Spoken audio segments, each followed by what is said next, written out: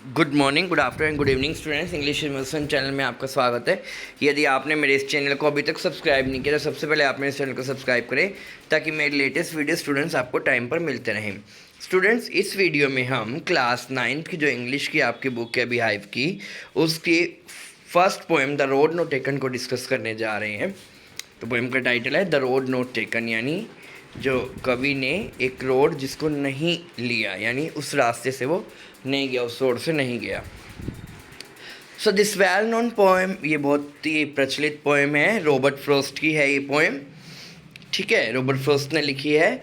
तो इस पोएम के अंदर this is well known poem is about making choices. तो आप अपनी लाइफ में कुछ चॉइसेस करते हो, तो इस पोएम में भी चॉइस के बारे में बताया गया, द चॉइसेस दैट शेप अस। और अगर आपने वो चॉइस कर ली और उसके कारण आपका पूरा लाइफ डिपेंड करेगा। Robert Frost is an American poet. Robert Frost American poet हैं हु राइट सिंपली, बिल्कुल ही सिंपल भाषा लिखते हैं लेकिन but insightfully about common and ordinary experience. साधारण सी बातों को बड़े गहन तरीके से वो बताते हैं, मतलब सिंपल सी बात बोलते हैं लेकिन उसका जो अर्थ है, उसका मीनिंग है, वो काफ़ी डीप निकल कर आता है। ठीक है, तो ये कॉमन एक्सपीरियंस ऑर्डिनरी एक्सपीरियंस है, जैसे आपको लाइफ में कुछ चॉइस करना पड़ता है और वो आपका जो डिसीज़न है वो परमानेंटली आपकी लाइफ को अफेक्ट कर देता है। Two roads diverged in a yellow wood. तो एक पीले पड़े पत्तों वाली जंगल था। ठीक है, उस जंगल में दो रोड जाती थी। Sorry I couldn't travel both, लेकिन कोई भी इंसान है, दो रोड जा रही हो तो वो एक ही रोड चूज़ कर सकता है। तो कभी भी क्या कहता है, मैं उन दोनों रोड पे थोड़ी जा सकता हूँ, मुझे इस बात का दुख है। And be one traveller long I stood. तो कहता है मैं एक ट्रैवलर था और मुझे चॉइस तो करनी थी कि मैं कौन सी रोड से जाऊँ। तो मैंने काफ़ी देर देखा and look down one as far as could. तो मैंने तब तक देखा जब तक मैं देख सकता हूँ। To where it bent in the undergrowth. तो ये कहाँ तक रोड जा रही थी, उसके अंदर कैसी ग्रोथ थी, यानी उसने बहुत डीपली उसको देखा दोनों रोड को, और उसके बाद वो डिसीज़न लेगा कि उसने कौन सी रोड चूज़ करनी है। ठीक है, ऐसे ही आप अपनी इसको अगर आपने लाइफ के इंसिडेंट से देखो, आप स्टूडेंट हो, अब आप 9th और 10th करोगे, लेकिन उसके बाद आप क्या करते हो, आपको स्ट्रीम चूज़ करनी होती है कि आप कौन सी स्ट्रीम को चूज़ करेंगे, और वही आपकी लाइफ को डिपेंड करेगा। जैसे अगर मान लो आप नॉन मेडिकल लेते हो, मेडिकल लेते हो, कॉमर्स लेते हो, या फिर आर्ट्स लेते हो, या कोई वोकेशनल स्टडी करते हो, तो ये सारी जो आपने डिसीज़न लेना है वो आपकी लाइफ को परमानेंटली अफेक्ट कर देगा। आपने कोई डिसीज़न ले लिया, वो परमानेंटली आपको उसी डिसीज़न पे चलना पड़ेगा, आप वापसी शायद ही आ पाओगे। तो इसमें भी यही बताया गया, then took the other just as fair. तो उसने जो दूसरी रोड देखी वो भी वैसी ही थी जो पहले वाली थी। And having perhaps the better claim, लेकिन जो दूसरी रोड थी वो उसको बेटर क्लेम लगता है। क्यों? Because it was grassy and wanted wear. उस रोड पे बहुत कम लोग गए थे, वो भी ग्रासी थी और उसके ऊपर चला जाना था। वॉन्टेड वियर का मतलब है जो उसकी घास थी वो बिल्कुल ताज़ी थी, उस पर बहुत कम लोग चले थे, इसलिए वो रोड चाहती थी कि उस पर भी कोई चले।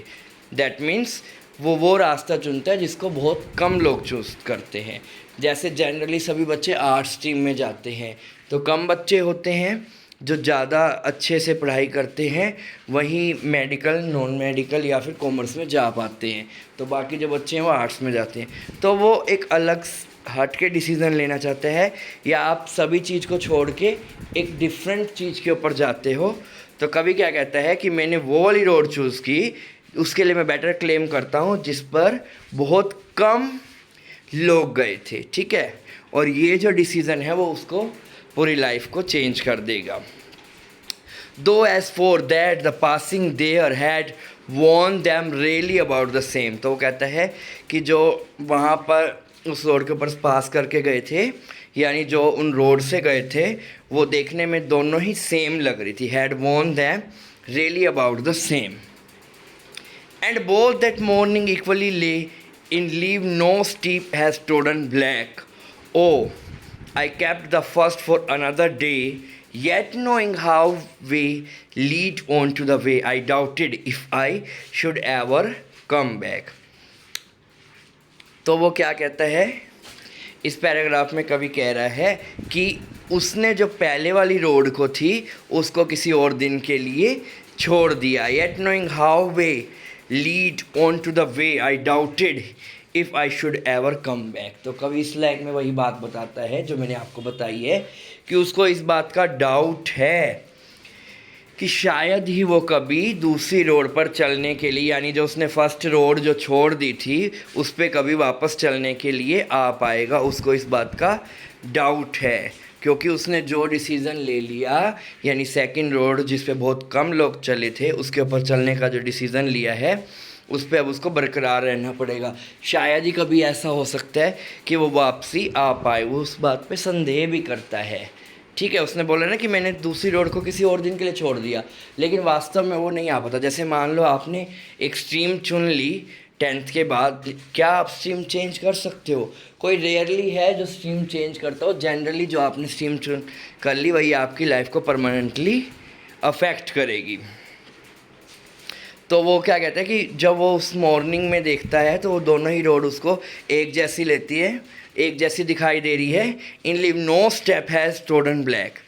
ठीक है, तो उसको वहाँ पर कोई भी और लोग जाता आता दिखाई नहीं देता है और उसकी जो घास है वो ब्लैक नहीं हुई थी क्योंकि वहाँ पर कोई भी लोग नहीं गए थे। I shall be telling this with a sigh. Somewhere ages and ages hence, two roads diverged in a wood, and I took the one less travelled by, and then it has made all the differences. तो कवि बड़े ही साई के साथ बोलता है, यानी गहरी सांस लेकर ये बात बताता है। I shall be telling this with a sigh. तो कहता है कि somewhere ages and ages hence, तो आज से काफ़ी टाइम बाद वो लोगों को ये बताएगा एक गहरी सांस लेके, ठीक है, एक साए भर के। क्या? टू रोड वेस्ट की दो रोड जो हैं एक जंगल की ओर जाती थी। I took the one less travelled by, मैंने वो वाली रोड चूज़ की जिस पे बहुत ही कम लोग गए हुए थे। ठीक है, जिसकी घास हरी हरी दिखाई दे रही थी। तो यानी उसने वो वाली रोड चूज़ की, वो रास्ता चूज़ किया जो बहुत कम लोग चुनते हैं। ठीक है, और उसके कारण ही उसका जो पूरी लाइफ का जो चेंज था वो आ गया उसकी लाइफ में। That has made all the differences.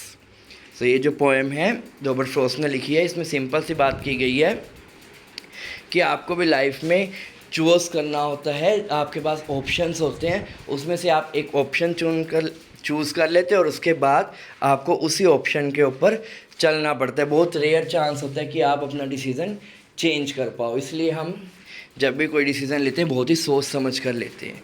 आशा करता हूँ जो मैंने आपको इस पोएम का एक्सप्लेनेशन दिया है वो आपको अच्छे समझ आ गया होगा। वीडियो पसंद ऐसे लाइक कीजिए, चैनल को सब्सक्राइब कीजिए। Thanks for watching the video.